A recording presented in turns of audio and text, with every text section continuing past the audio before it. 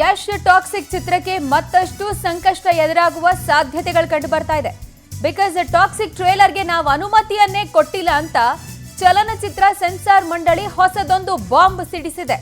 Teaser ವಿರುದ್ಧ ಹಲವು ದೂರುಗಳು ದಾಖಲೆ ಆಗ್ತಾ ಇರೋ ಹಿನ್ನೆಲೆ ಸೆನ್ಸಾರ್ ಮಂಡಳಿ ಇಂಥದ್ದೊಂದು ಸ್ಪಷ್ಟನೆ ಕೊಟ್ಟಿದೆ. ಟಾಕ್ಸಿಕ್ ನಲ್ಲಿ ಅಶ್ಲೀಲ ದೃಶ್ಯ ಅಂತ ಈ ತನಕ 4 ದೂರು ದಾಖಲಾಗಿದೆ. ಬಟ್ ಟಾಕ್ಸಿಕ್ ಟ್ರೇಲರ್ಗೆ ನಾವು ಅನುಮತಿಯನ್ನೇ ಕೊಟ್ಟಿಲ್ಲ ಅಂತ ಸೆನ್ಸಾರ್ ಮಂಡಳಿ ಹೊಸದೊಂದು ಬಾಂಬ್ ಸಿಡಿಸ್ತಾ ಇದೆ.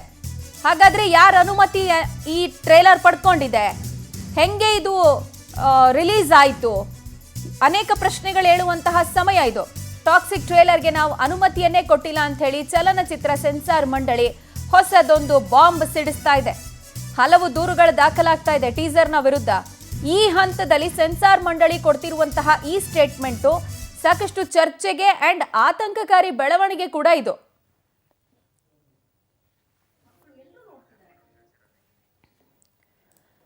ರಾಕಿಂಗ್ ಸ್ಟಾರ್ ಯಶ್ ಅಭಿನಯದ ಟಾಕ್ಸಿಕ್ ಚಿತ್ರದ ಟೀಸರ್ ಅಶ್ಲೀಲ ದೃಶ್ಯವನ್ನು ಒಳಗೊಂಡಿದೆ ಅಂತ ಹೇಳಿ ಈ ಟೀಸರಿಗೆ ಕಡಿವಾಣ ಹಾಕಿ ಅಂತೇಳಿ ಆಗ್ರಹಿಸಿ ಕಾನೂನು ಕ್ರಮ ಜರುಗಿಸಿ ಅಂತ ಹೇಳಿ ಈಗಾಗಲೇ ಸಾಲು ದೂರುಗಳು ದಾಖಲಾಗ್ತಾ ಇದೆ. ಮೊಟ್ಟ ಮೊದಲನೇದಾಗಿ ಆಮ್ ಆದ್ಮಿ ಪಾರ್ಟಿ ಯುವ ಘಟಕದ ರಾಜ್ಯಾಧ್ಯಕ್ಷ ಹಾಗೆ ವಕೀಲರು ಆಗಿರುವ ಲೋಹಿತ್ ಅವರು ದೂರನ್ನ ದಾಖಲಿಸಿದ್ರು. ಅದಾದ ಬಳಿಕ ಆಮ್ ಆದ್ಮಿ ಪಾರ್ಟಿಯ ಮಹಿಳಾ ಘಟಕ ದೂರನ್ನು ದಾಖಲಿಸಿತು. ಈಗ ಮಕ್ಕಳ ಆಯೋಗದಿಂದ ಕೂಡ ದೂರನ್ನು ದಾಖಲು ಮಾಡಲಾಗಿದೆ, ಮಕ್ಕಳ ಹಕ್ಕುಗಳ ಆಯೋಗದಿಂದ.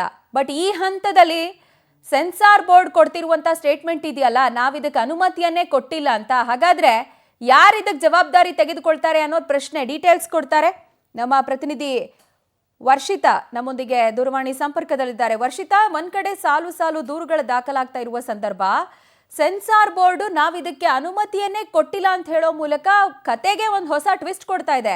ಹಾಗಾದ್ರೆ ಯಾರು ಇದಕ್ಕೆಲ್ಲ ಜವಾಬ್ದಾರಿ, ಯಾರ ಅನುಮತಿಯನ್ನ ಪಡ್ಕೊಂಡು ಈ ಟೀಸರ್ನ ರಿಲೀಸ್ ಮಾಡಿದ್ರು ಅಂತ ಪ್ರಶ್ನೆ ಹೇಳಲ್ವಾ?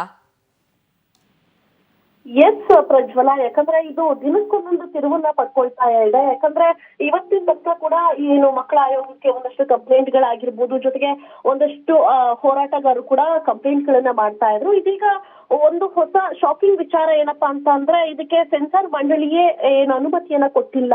ಹಾಗಾಗಿ ಯಾವ ರೀತಿ ಟೀಸರ್ ನ ಬಿಡುಗಡೆ ಮಾಡಿದ್ರು ಇದಕ್ಕೆಲ್ಲದಕ್ಕೂ ಕೂಡ ಚಿತ್ರತಂಡವೇ ನೇರ ಹೊಣೆಯಾಗತ್ತೆ. ಯಾಕಂದ್ರೆ ಸಾಮಾನ್ಯವಾಗಿ ಗೊತ್ತೇ ಇದೆ, ಯಾವುದೇ ಫಿಲಂ ಆಗಿರ್ಬೋದು ಅಥವಾ ಟೀಸರ್ ಗಳಾಗಿರ್ಬೋದು ಎಲ್ಲದಕ್ಕೂ ಕೂಡ ಚಲನಚಿತ್ರ ಸೆನ್ಸಾರ್ ಮಂಡಳಿಯಿಂದ ಅನುಮತಿ ಪಡ್ಕೋಬೇಕು. ಆದ್ರೆ ಅನುಮತಿಯೇ ಸಿಕ್ಕದೆ ಯಾರು ಈ ರೀತಿ ಆಗಿದೆ ಅನ್ನುವಂಥದ್ದು ಕೂಡ ಈಗ ಕಾಡ್ತಾ ಇರುವಂತಹ ಪ್ರಶ್ನೆ. ಯಾಕಂದ್ರೆ ಎಲ್ಲೋ ಒಂದ್ ಕಡೆ ದೊಡ್ಡ ನಟರಿಗೆ ಒಂದು ರೀತಿ ನ್ಯಾಯ, ಇನ್ನೊಂದ್ ಕಡೆಯಾಗಿ ಸಣ್ಣ ಪುಟ್ಟ ಮೂವಿಗಳನ್ನ ಮಾಡಿದವ್ರಿಗೆ ಎಲ್ರಿಗೂ ಕೂಡ ಹೇಳ್ತಾರೆ ಏನು ಈ ಸೆನ್ಸರ್ ಅದಿದೆ ಇದಿದೆ ಅನ್ನುವಂತಹ ಒಂದಷ್ಟು ಮುಡುಕ ಹಾಕುವಂತಹ ಕೆಲಸನ ಮಾಡ್ತಾರೆ. ಆದ್ರೆ ದೊಡ್ಡ ನಟರಿಗೆ ಯಾಕೆ ಈ ರೀತಿ ಒಂದು ಅಲ್ಲಿ ಹೇಳಿದ್ರು ಕೂಡ, ಅಂದ್ರೆ ಈ ರೀತಿ ನಾವು ಪರ್ಮಿಷನ್ನೇ ಕೊಟ್ಟಿಲ್ಲ ಅಂತ ಅಂದ್ಮೇಲೆ ಅದು ಹೇಗೆ ಟೀಸರ್ ಅನ್ನ ರಿಲೀಸ್ ಮಾಡಿದ್ರು ಅನ್ನುವಂಥದ್ದು ಕೂಡ ಇದೀಗ ಪ್ರಶ್ನೆ ಕಾಡ್ತಾ ಇದೆ. ದಿನಕ್ಕೊಂದೊಂದು ಈಗ ಆಮ್ ಆದ್ಮಿ ಪಾರ್ಟಿ ಆಗಿರ್ಬೋದು ಅಥವಾ ಮಕ್ಕಳ ಹಕ್ಕುಗಳ ಆಯೋಗ ಆಗಿರ್ಬೋದು, ಜೊತೆಗೆ ಇನ್ನಿತರ ಕೇಸ್ಗಳಾಗಿರ್ಬೋದು, ಎಲ್ಲರೂ ಕೂಡ ಬಂದು ಕಂಪ್ಲೇಂಟ್ ಅನ್ನ ರಿಜಿಸ್ಟರ್ ಮಾಡ್ತಾ ಇದ್ದಾರೆ. ಇದೀಗ ಈ ಒಂದು ಸುದ್ದಿ ಏನಿದೆಯಲ್ಲ, ಅಂದ್ರೆ ಸೆನ್ಸಾರ್ ಮಂಡಳಿಯೇ ಏನು ಅನುಮತಿ ಕೊಟ್ಟಿಲ್ಲ ಅನ್ನುವಂಥದ್ದು, ಇದು ನಿಜಕ್ಕೂ ಇನ್ನೂ ಒಂದು ಹೊಸ ರೂಪವನ್ನ ಪಡ್ಕೊಳ್ಳುತ್ತೆ. ಜೊತೆಗೆ ಯಾವ ರೀತಿ ಕ್ರಮ ಆಗತ್ತೆ ಅನ್ನುವಂಥದ್ದನ್ನ ಕಾದ್ ನೋಡ್ಬೇಕಾಗತ್ತೆ Prajwala. Fine Varshitha, thank you ಡೀಟೇಲ್ಸ್ಗೆ.